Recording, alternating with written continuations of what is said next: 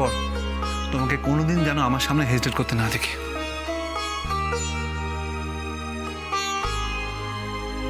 আকাশদা,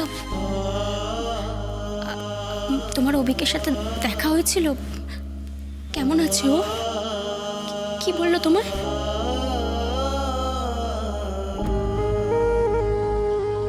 এরা ঠিকই বলেছে, তুমি অভিকে এখনো ভুলতে পারোনি, তাই না? অভিক ফিরলে তুমি ওকে ক্ষমা করতে পারবে? আকাশদা, ব্রেকফাস্ট তৈরি করছে, এরা আমাকে ডাকছে হয়তো।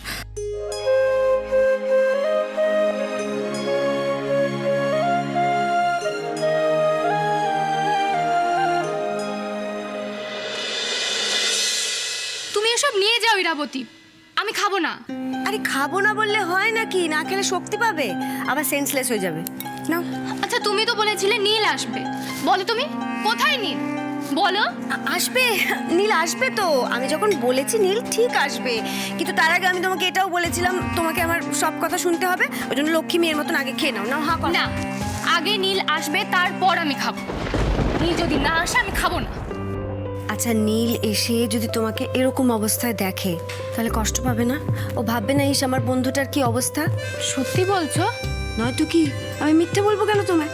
নাও এবার হা করো তাড়াতাড়ি, খেয়ে নাও গুড গার্ল হয়ে। নাও। না, আমি খাবো না। তোমরা সবাই মিথ্যেবাদী, সবাই। আমি তোমাদের কাউকে বিশ্বাস করি না। তোমরা সবাই আমাকে ঠকাতে চাইছো। নীল আমাকে ঠকিয়েছে, এখন আবার তুমি আমাকে না ঠকাচ্ছো। শালিনী, আমি তোমায় ঠকাচ্ছি না। তুমি আমার কথা মিলিয়ে নিও, নীল আসবে। আরও না এলে তখন না হয় তুমি আমায় যা ইচ্ছে বলো। নীল নীল সত্যি আসবে বলো? ও আর আমার সাথে অমন করবে না, তাই না?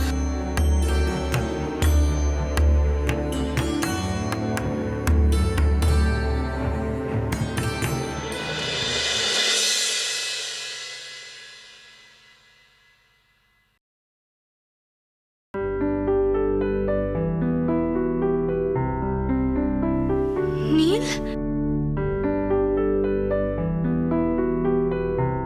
দেখলে তো শালিনী, আমি বলেছিলাম না তোমায় নীল আসবেই। নীল, তুমি এসেছো?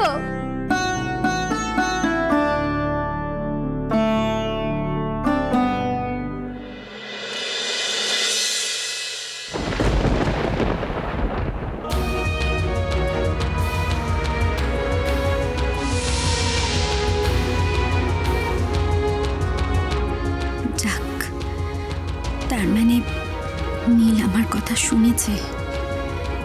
এবার ওদের মাঝখান থেকে আমার সরে যাওয়াই ভালো।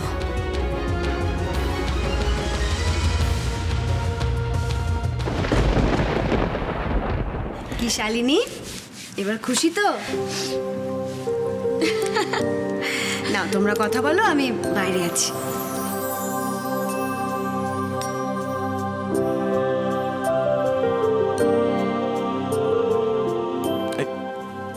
কাঁদবে না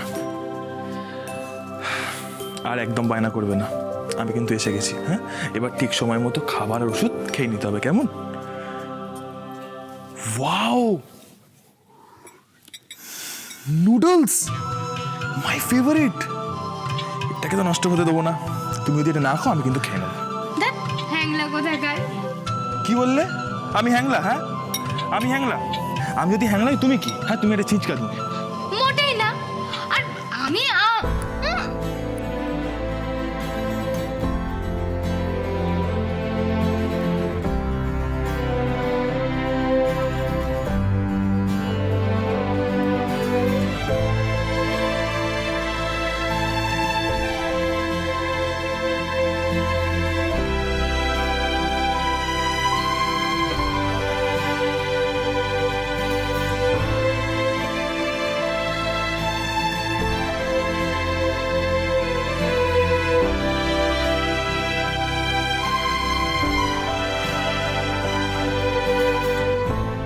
সবকিছুই আপনার জন্য সম্ভব হয়েছে ইরাবতী।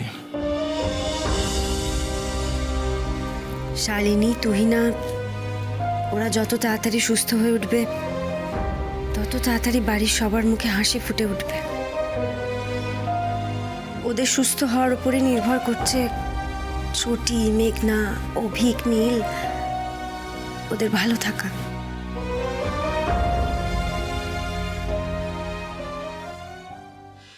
শারীরিক কন্ডিশন কিন্তু আগের থেকে অনেক ভালো। আশা করছি কয়েকদিনের মধ্যেই নর্মাল লাইফে ফিরবে। আর লাস্ট কয়েকদিন ওর মধ্যে আর কোনো অ্যাংজাইটি অ্যাটাক হয়নি, এটা কিন্তু পজিটিভ সাইন। আমিও তাই দেখলাম। তবে ডক্টর, আপনার সাথে আমার তুহিনার ব্যাপার নিয়ে কিছু কথা ছিল। আমি বলছিলাম যে এবার বোধহয় আমাদের ফাইনাল স্টেপটা নিয়ে নেওয়া উচিত, কারণ আমার তো মনে হচ্ছে ও প্রায় সুস্থই। আমি আপনাকে চোখ বন্ধ করে বিশ্বাস করি, আপনি যে সিদ্ধান্ত নেবেন সেটাই শেষ কথা। ইরা, এবার চলো, বাড়ি ফিরতে হবে। হ্যাঁ, যাবো তো। তবে আকাশ, যাবার আগে আমার আর একটা কাজ আছে। আবার কি কাজ?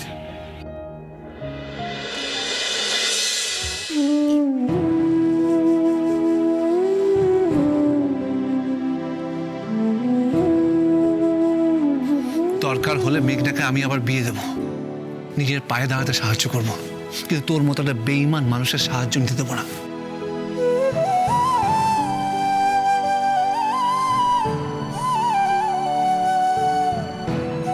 Yes doctor. কি তুমি?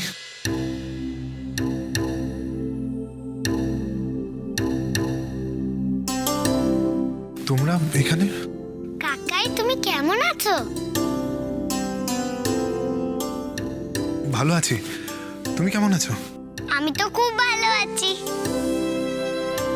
কিন্তু অভিক, তুমি আর কতদিন এইভাবে ভেতরে ভেতরে কষ্ট পাবে আর বাইরে সবাইকে দেখাবে যে তুমি খুব ভালো আছো, ঠিক আছো? অভিক, তুমি তোমার দাদাকে এতদিনেও সব সত্যিটা বলতে পারলে না কেন? কেন এই সব কিছু থেকে তুমি বেরোতে পারছো না, এর মধ্যে আটকে গেছো? কেন এই অভিনয়টা করতে হচ্ছে তোমাকে?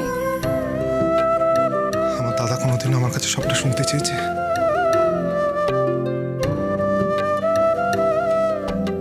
মেঘটাকে ওকে আমি বারবার বলার চেষ্টা করেছিলাম, ও শুনতে চাইনি। এরা